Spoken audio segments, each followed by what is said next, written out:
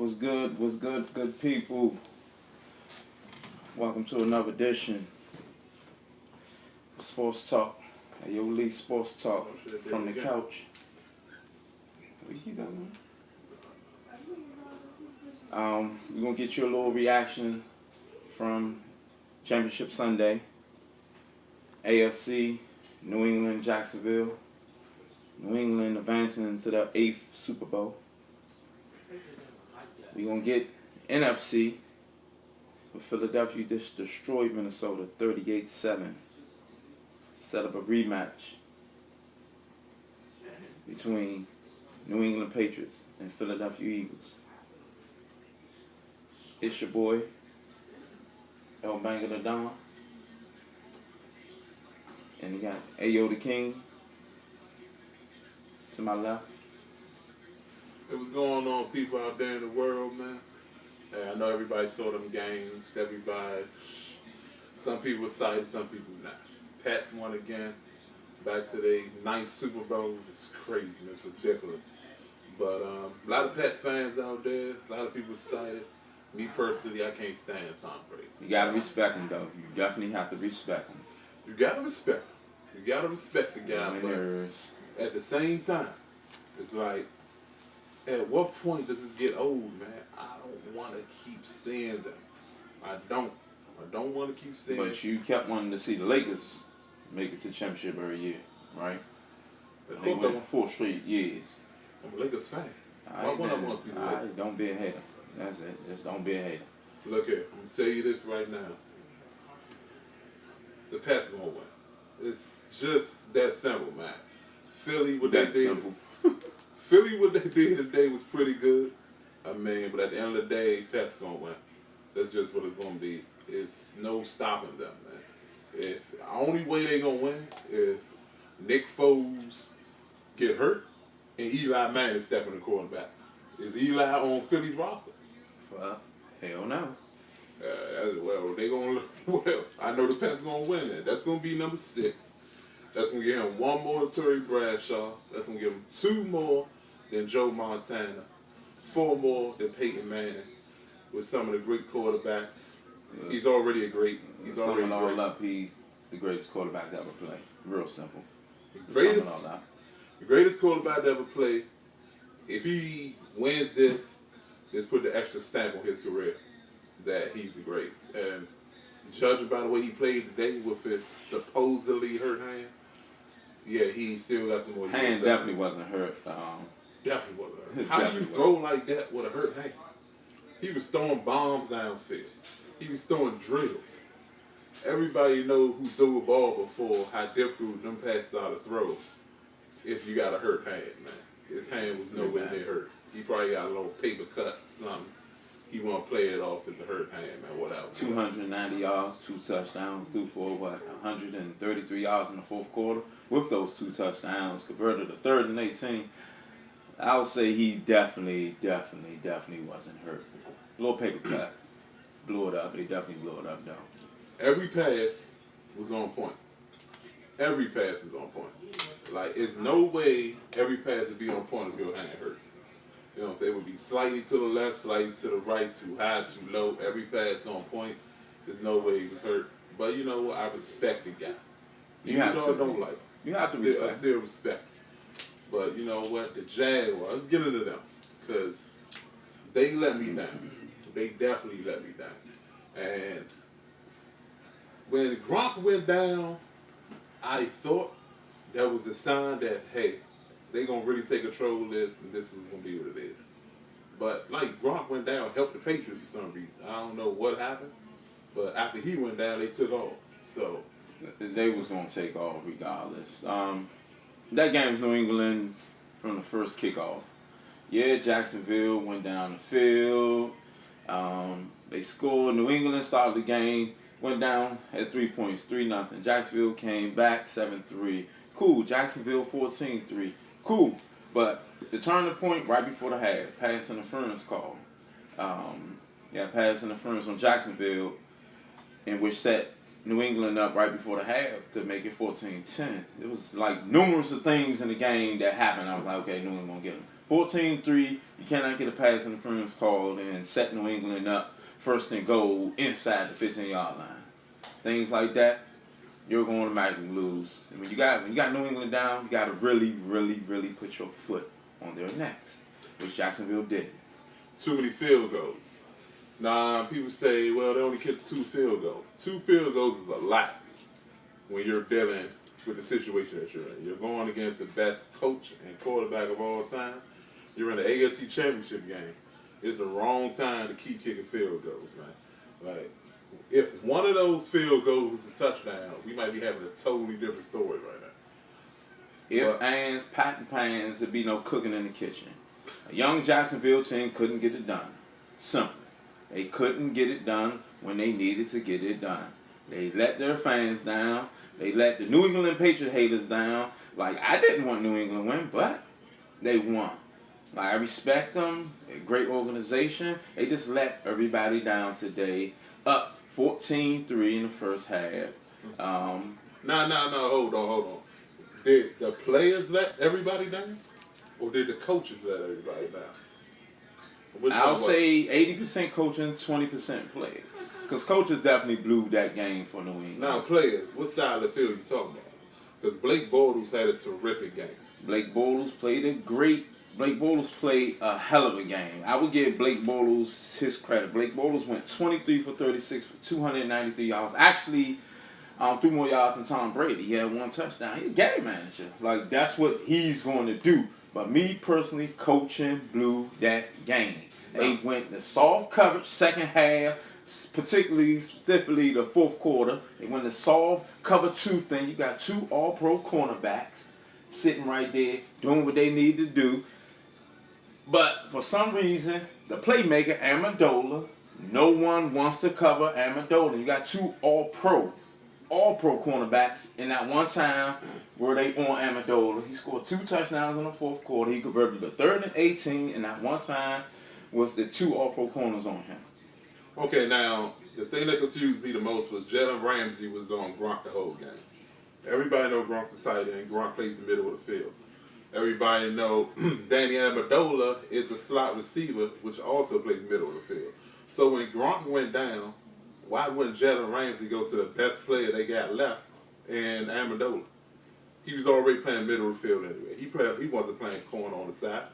So why wouldn't he stay right there and just go with Amendola, especially when he's eating you up? Like, clearly eating you up. I just said 2 touchdowns in the fourth.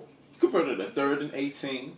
Like, everything was about Amendola. He's the playmaker. He's the one Tom Brady trusts in key situations. Like, Gronk is not there. Who else you think he gonna go to? Yeah, it was gonna be Cooks or him, but they put the straps on Cooks. But they didn't think about Amendola though. You had your best cornerback checking Chris Hogan, who had 2 catches, 20 yards. Yeah, anybody could have 2 catches, 20 yards. Yeah. I would definitely in that situation, fourth quarter, knowing Tom Brady's gonna go with what he trusts, what he knows. Amendola is a safety blanket. Get Amendola off the field. No win for.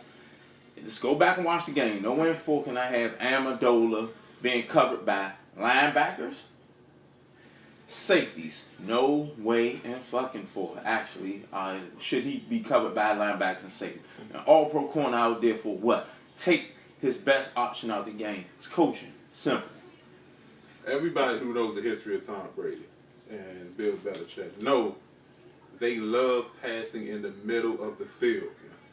From slot receivers to tight ends. That's what they've been doing since they've been together, man. Why wouldn't somebody who watches... They got so many years of tape. 8 Super Bowl worth drives they didn't have. I understand Jacksonville's a young team. I understand that. But why wouldn't they understand what the situation was about to be when it was going to happen to them, man? They knew the same Patriots team wasn't coming out that locker room after the second half. They should have known that. They should have capitalized off their moments. Obviously, like you spoke about, the biggest time of the game for me was the 3rd and 18. The second biggest time was when they got the fumble and they went 3-and-out. They was up 10 both of those times. They could have extended 13 or 17 and possibly won the game. But, 3rd and 18, you convert that. Once he convert that, I sat right here and I said, ball game, New England won. Real simple, ball game, New England won. All you got to do is play for the first down. I don't understand why was that so hard for them, man. But you know what? Jacksonville, they had a terrific season. I can't take nothing away from them. One of the best defenses that came wrong in a long time. They all young, so hopefully they'll stick together for a long time, a few more years down the road. I can't take that stupidity from Jacksonville. It's not on the players, so it's more on the coaching. Shit, As if I'm the best, if I'm that all-pro cornerback, Jalen Ramsey, I'm going to the coaching staff. Hey, I got Amendola. He don't have enough years on his belt to probably feel comfortable with stepping up to the coach like that. A lot of years. If I'm a coach and the player come to me a coach, I want him. That shows me, you ready? You ready to take on that responsibility? You hungry? You seeing the game as I want to take his best receiver out there. Yeah, but you can't put that on Ramsey that he didn't go to the coach and say. That's why I said 80-20. That's why I said 80-20. But if that's me, I'm going to take that. I'm going to take that challenge right there. Go get Amendola. I got him, coach. Don't worry about him. I got him. I don't care if he lining up in the slot. Your cornerback. What's wrong with these cornerbacks now? They don't want to leave that side. They ain't want to leave that side. It don't make a difference. But he had already moved throughout the game, so that wouldn't have been a difference for him. Well, his ass should have continued to move and take on Amendola, who torched him in the fourth quarter. What I asked you about is the last drive from Jacksonville. It was 2 minutes 13 seconds left. They go for a bomb downfield to Leonard Fournette. In my eyes, what I saw was Leonard Fournette did not play the ball strong enough to catch that ball.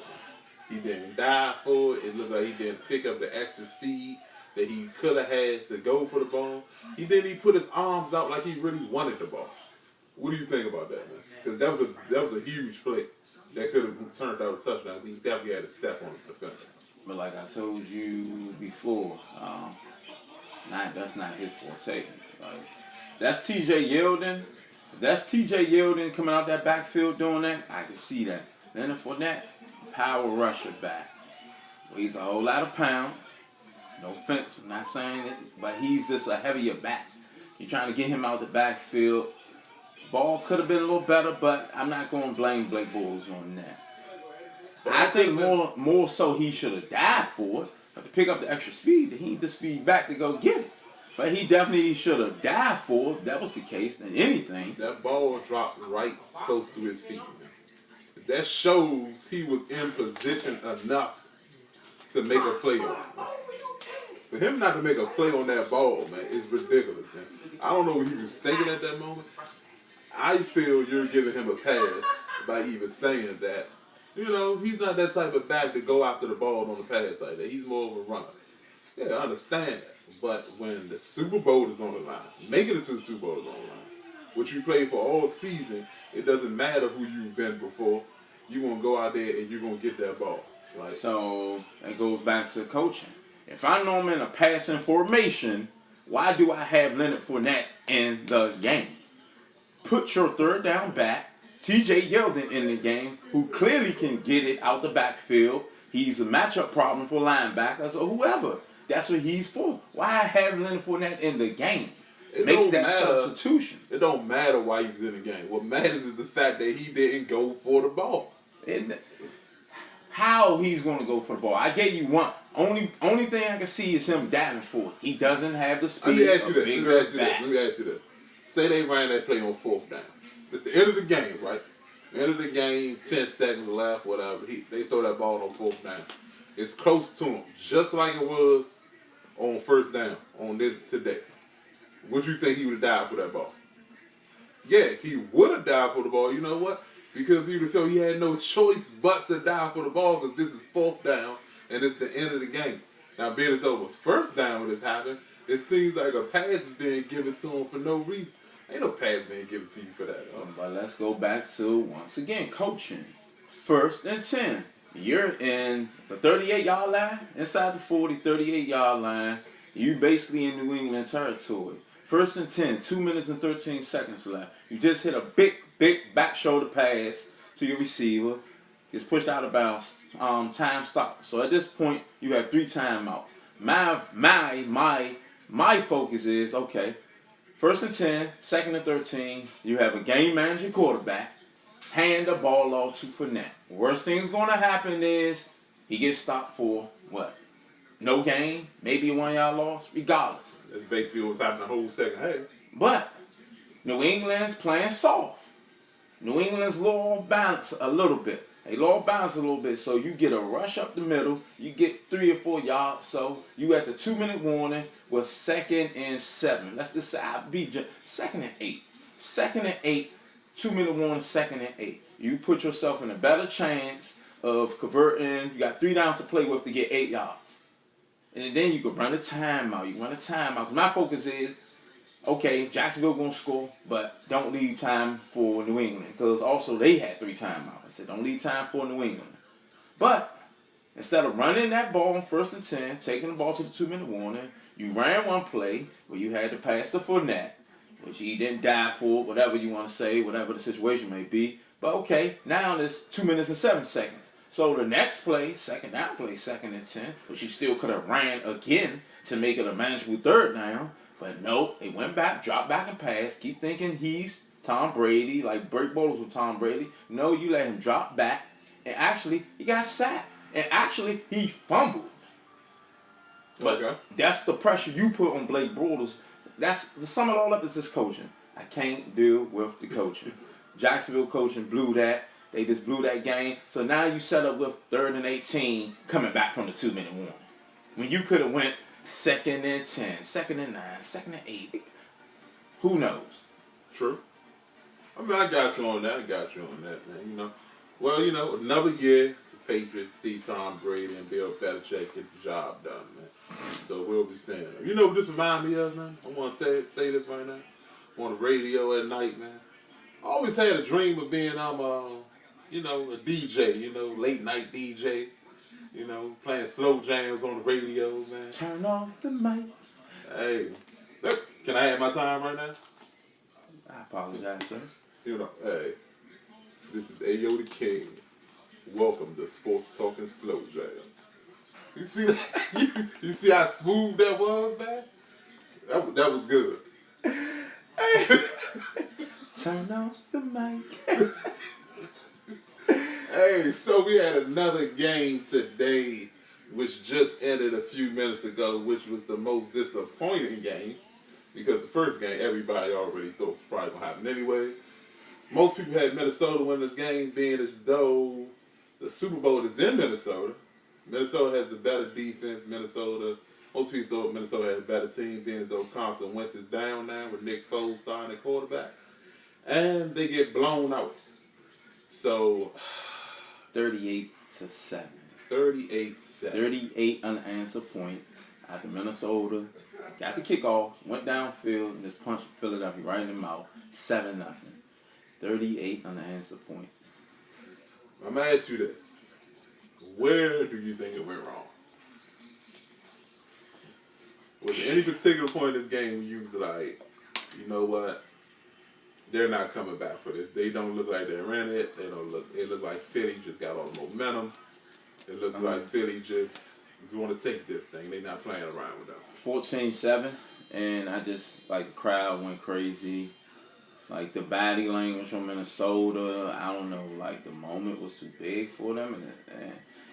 But it goes back to, and I'm not going to take no credit, because I clearly said I wanted Minnesota. I thought Minnesota was going to win this game. Minnesota was going to be the Super Bowl. Minnesota was going to win the Super Bowl.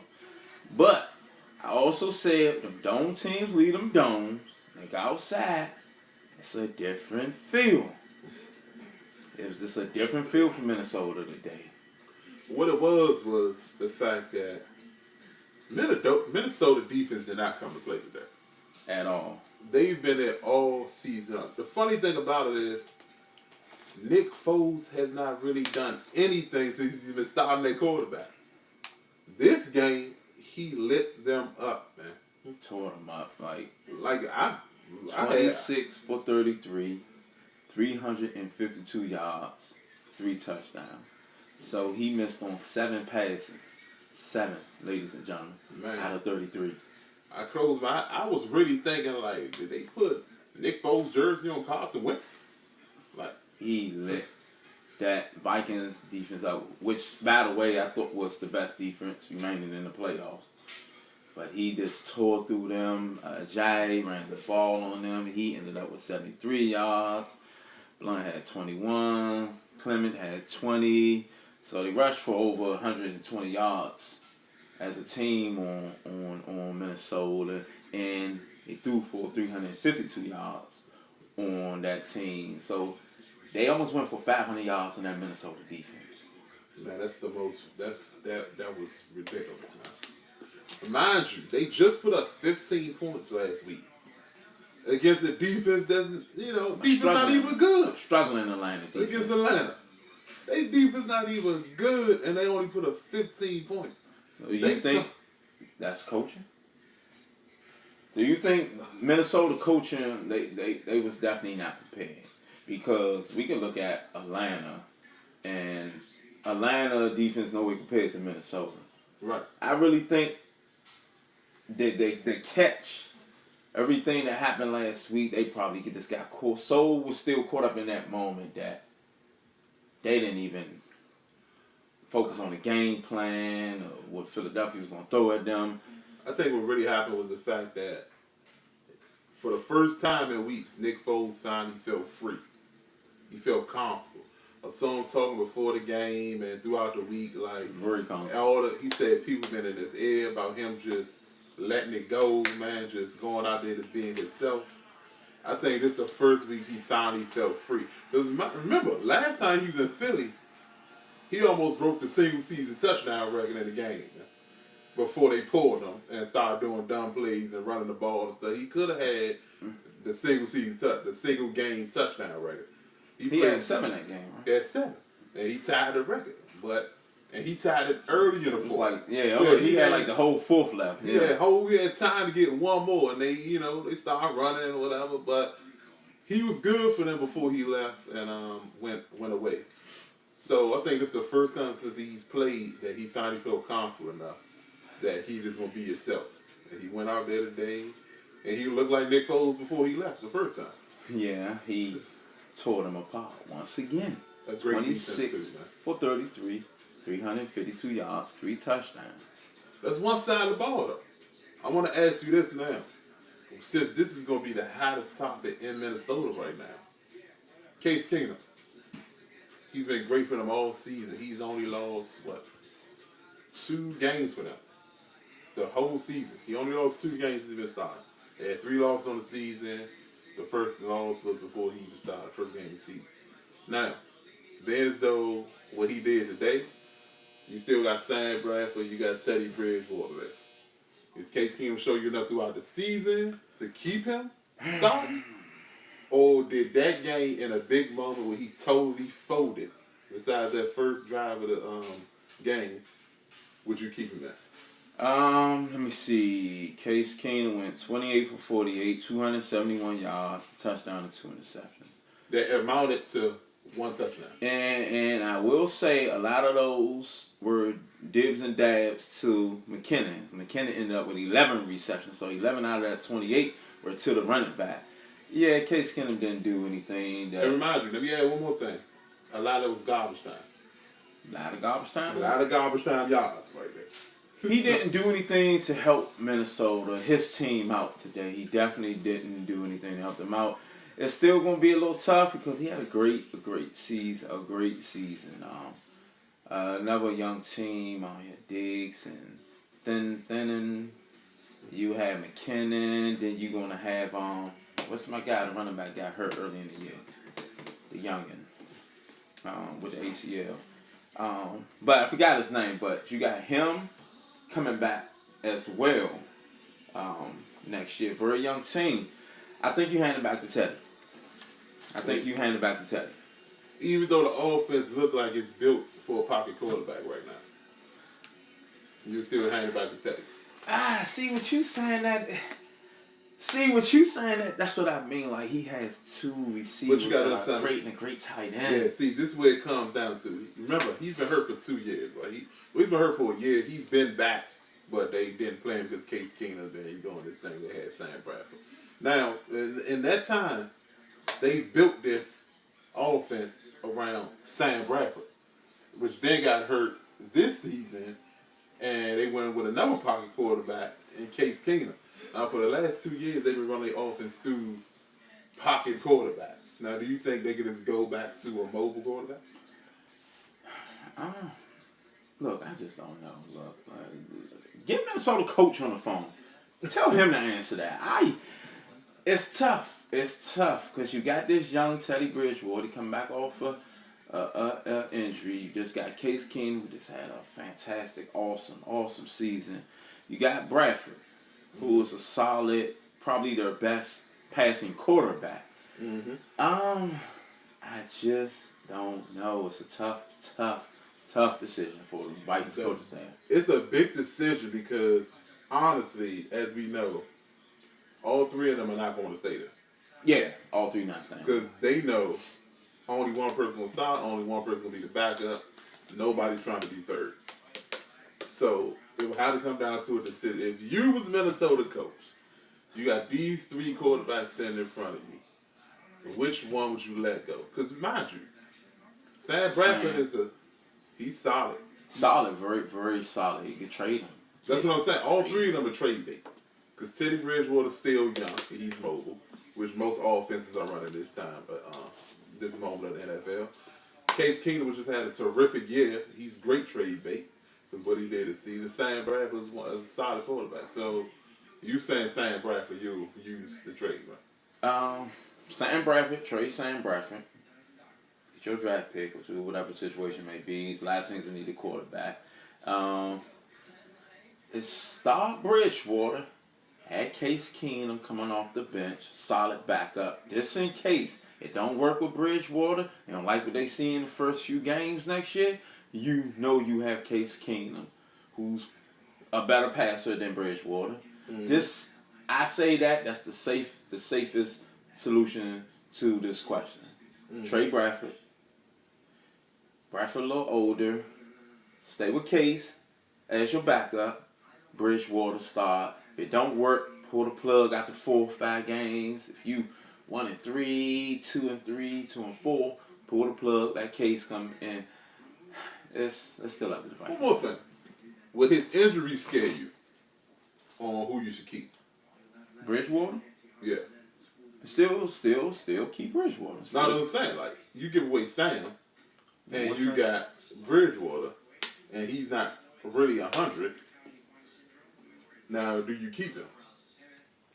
You still keep Bridgewater over him, even though you don't know what you're really getting. I still keep Bridgewater over him. Okay. So, Minnesota, man, they had a great year. Definitely had a great year. And I'm a Packers fan.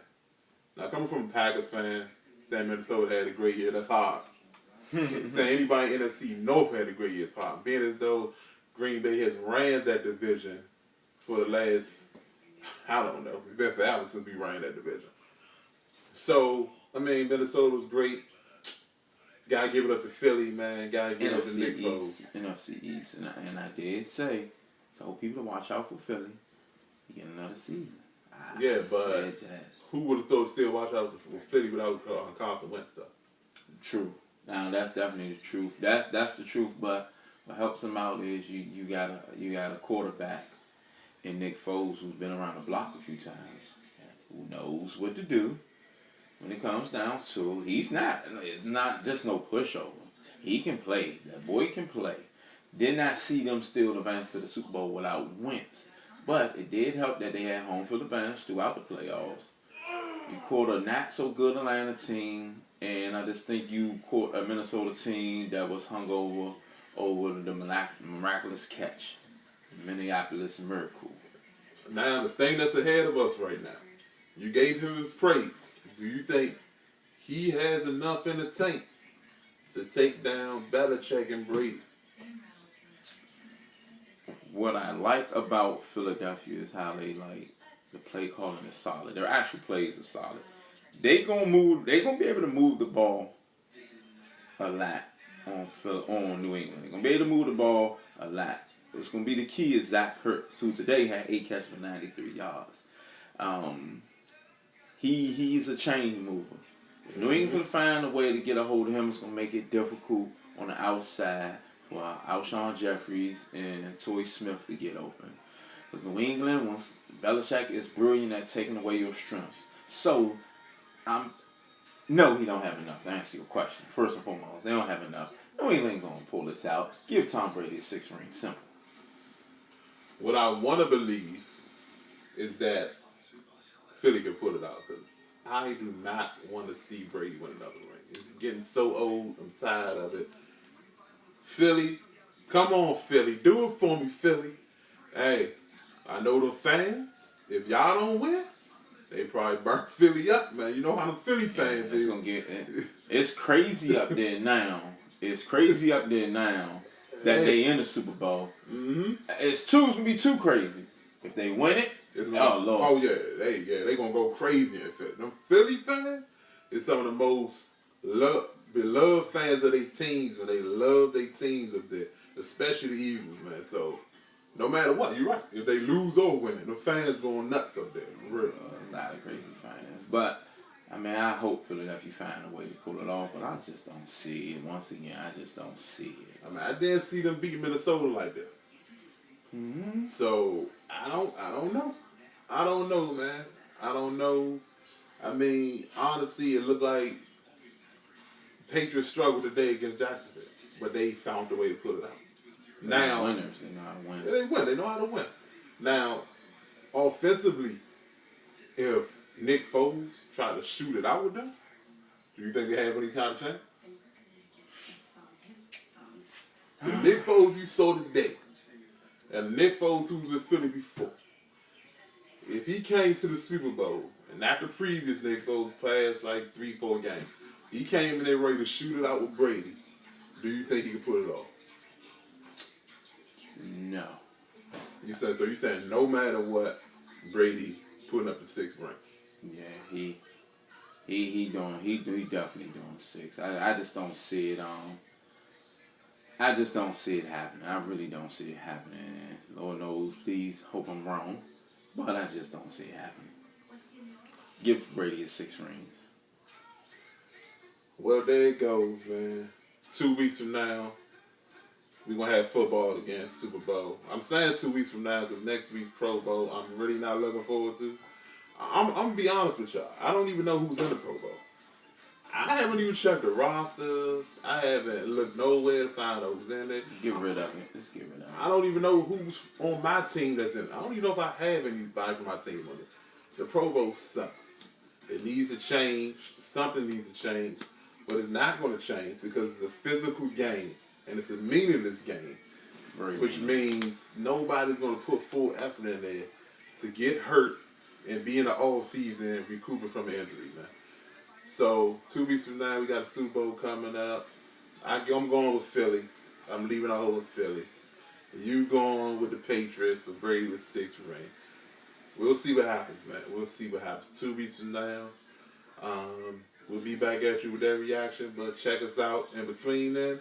We come with basketball now. Basketball really about to take over. James. I hate LeBron James, by the way. Nah, I hate LeBron James too. King James. So you will hear a lot of that. So coming up, check us. Next 2 weeks, we're going to be all basketball. Few football things in there, but mostly basketball till we hit the Super Bowl again. So get ready. Coming at you live from the couch. We out. Salute. Say good day.